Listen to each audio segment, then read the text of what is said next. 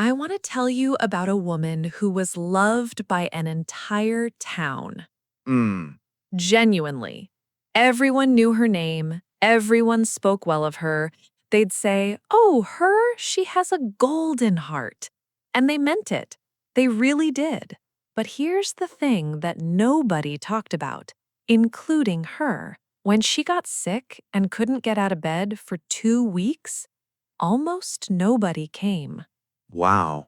And in those silent weeks, lying in that bed, staring at the ceiling, she finally understood something that should have broken her. But instead, it quietly saved her. Hey, welcome to English Couch. I'm Sara. Mike is here with me today. But this Sunday, we're doing something a little different. Something we've been wanting to try for a while, actually. This is our first Sunday story time. No textbooks, no vocabulary drills, just a real story. The kind that stays with you, the kind you find yourself thinking about a week later in the middle of something completely unrelated.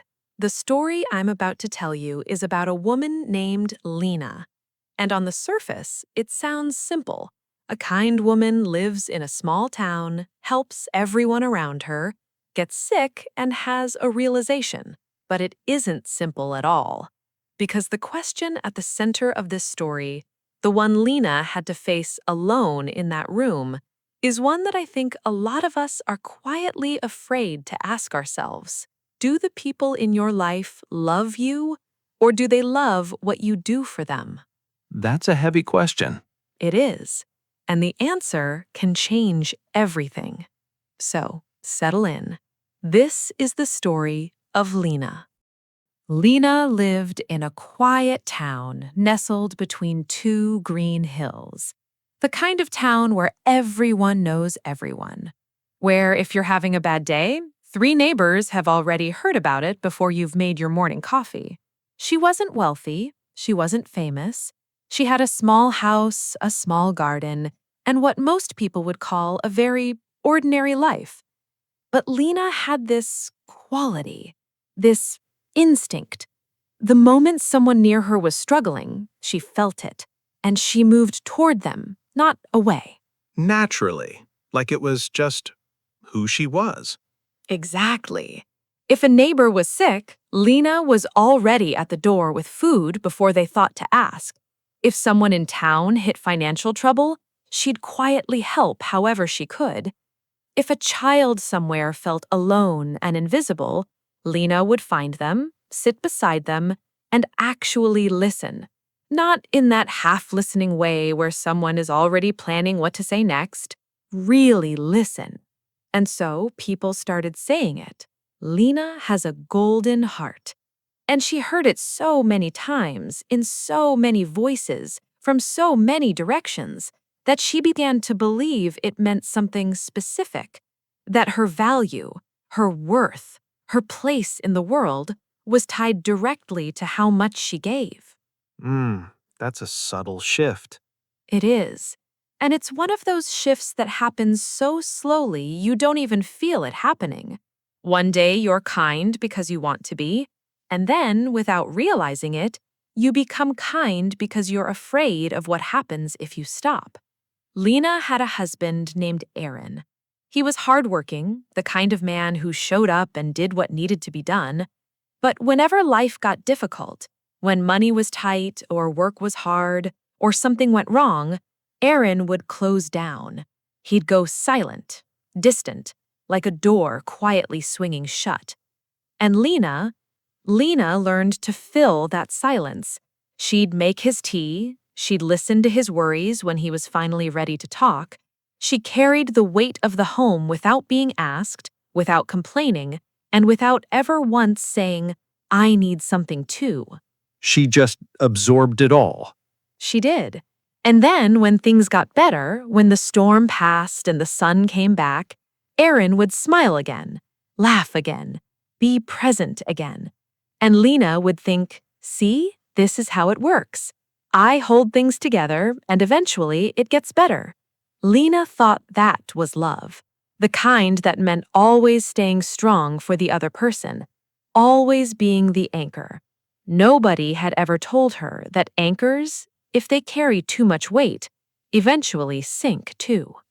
Then there was Sara, her closest friend, the person Lina called her heart friend, the kind of friendship you can't explain to anyone who doesn't already understand it. And Sara needed a lot of Lina. What do you mean by that? I mean, whenever Sara had a problem, she came to Lina. And Sara had a lot of problems. Fights with her partner, stress at work, family drama, old wounds resurfacing, new wounds opening. Sara would arrive at Lina's door, sit down, and talk, and talk, and talk, for hours sometimes. And Lina sat across from her every single time, patient, present, giving Sara all of herself. But something strange always happened at the end of those evenings. Something Lina noticed but never named. Sara left feeling lighter. Lina stayed behind feeling tired. Oh, yeah, I know that feeling. Most of us do, but we don't question it because it looks like caring. It looks like friendship. The feelings are real. Lina genuinely loved Sara, but the exchange wasn't equal. And somewhere beneath all of Lina's patience and warmth, her body was keeping score. She'd tell herself, this is what good friends do. Good friends show up, good friends carry it with you. And that was true, but she never finished the thought. Good friends also let you put it down sometimes. And then there was Noah. Noah was a young man in the town who'd grown up without much guidance, without much stability, without anyone who consistently chose to stay. He was not an easy person to be around, but Lina saw something in him that others had stopped looking for. She encouraged him when he gave up. She helped him find work when doors kept closing. When he failed, and Noah failed many times, she was there, not with pity, with genuine, steady belief. And Noah would look at her with those eyes and say, "You are the only person who truly cares about me." And that meant everything to her. It did. Those words, "You are the only one," they landed somewhere deep, and without realizing it, they became another invisible chain. Because now, Lina wasn't just helping Noah because she cared. She was also helping Noah because she was afraid of what it would mean if she stopped, if she became like everyone else who left him. So she kept giving, to Aaron, to Sara, to Noah, to the neighbors, to the children, to anyone who held out a hand. And nobody, not one person, ever turned around and asked, "Lina, what do you need?" And Lina never asked herself either. Then one day, Lina got sick. Not dramatically, not in the kind of way that announces itself. She simply woke up one morning and couldn't move properly. Her body, it seemed, had finally said, enough. For 2 whole weeks, she barely left her bed. 2 weeks. 2 weeks. And for the first time in years, maybe the first time in her adult life, Lina could not help anyone. She had nothing to give. She was empty. And in that emptiness, she waited.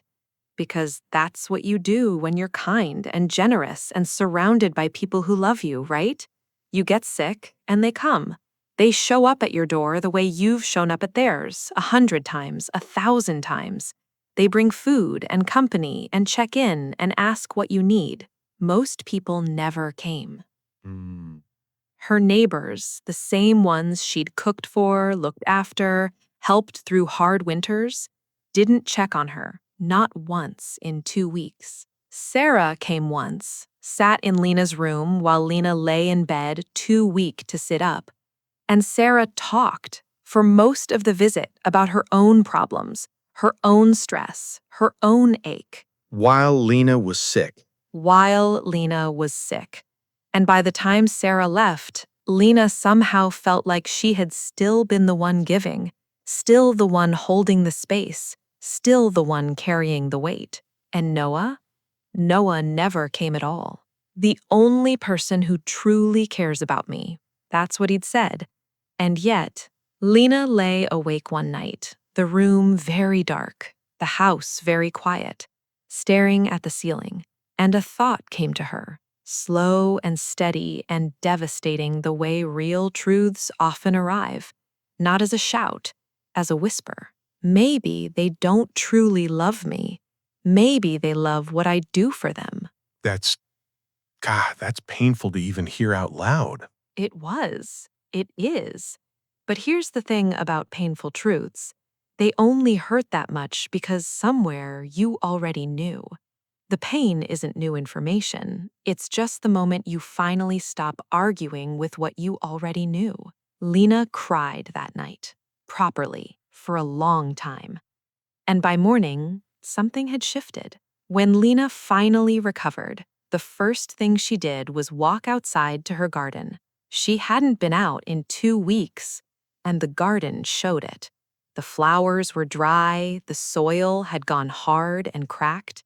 The things she'd lovingly planted and tended, they'd been waiting for her, quietly withering without care. She stood there for a long moment, looking at it, and she understood, the way you sometimes understand things without quite putting them into words, that she was looking at herself.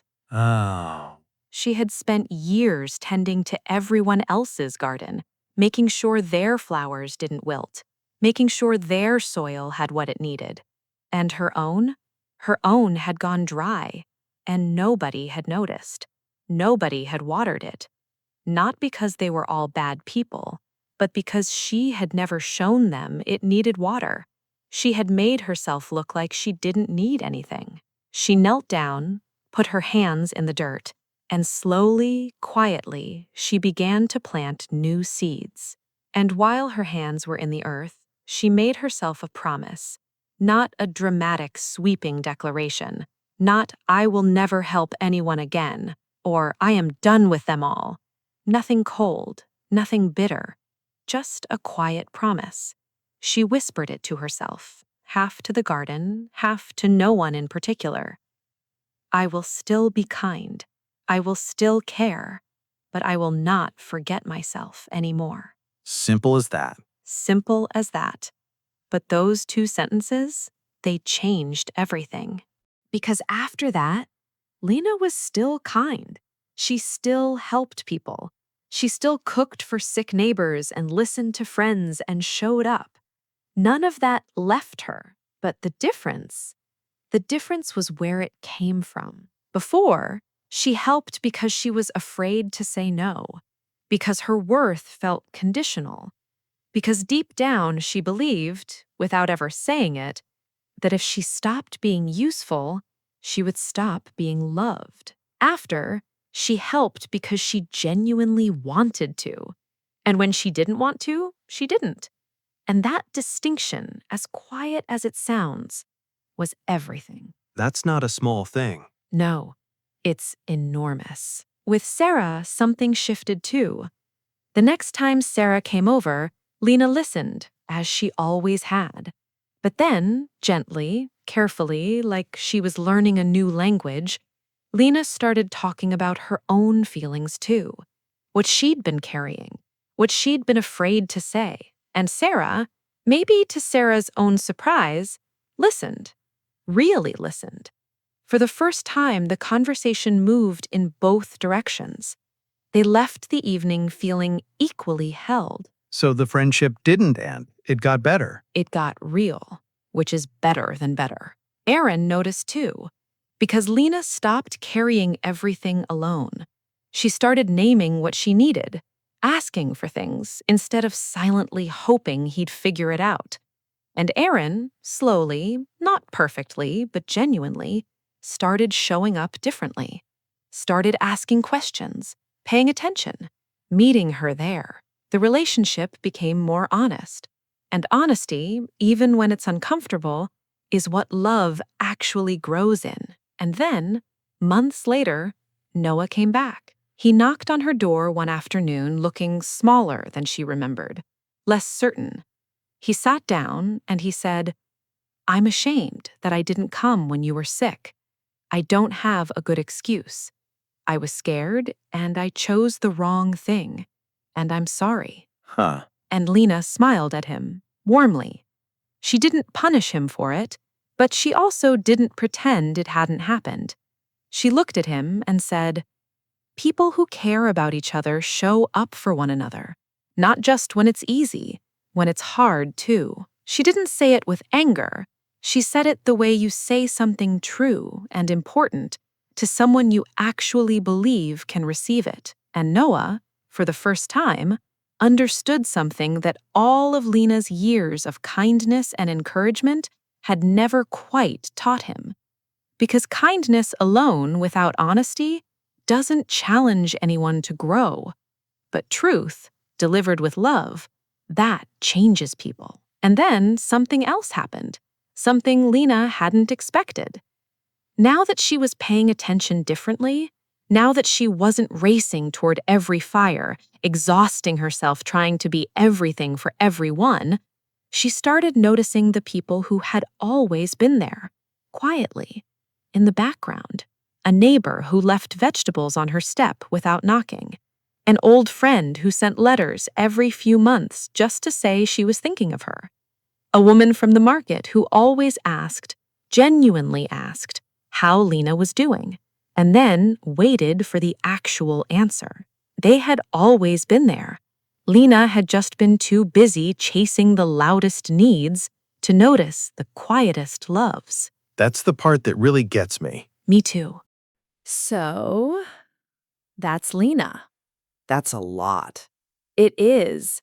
And I think the reason it lands so hard for so many people is because most of us have a little Lina in us.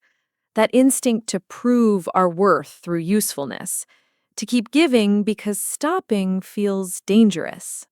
There's a line in her story that being useful and being loved aren't the same thing. And I think most people haven't actually sat with that, like properly sat with it. Right, because it's easier not to. As long as you're busy giving, you don't have to ask whether the people receiving truly see you. You can just keep moving. And the sick bed becomes the moment you can't move anymore. Exactly. And there's also this other thing. The people who were quietly there all along. I think that part is easy to miss when you first hear the story, because you're focused on the disappointment. But Lina's real breakthrough wasn't just about who didn't show up. It was about finally being still enough to see who always had. That's the question, isn't it? Who stayed when you had nothing left to offer? That's the question. And I think it's worth sitting with, not in a sad way, but in a clarifying way. Because the answer tells you where to put your energy, who to water, what relationships to actually invest in.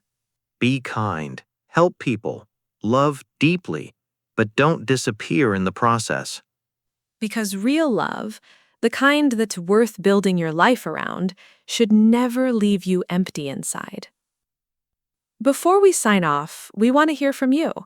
In the comments, we'd love you to finish this sentence. One person who has always shown up for me, even quietly, is... Don't overthink it.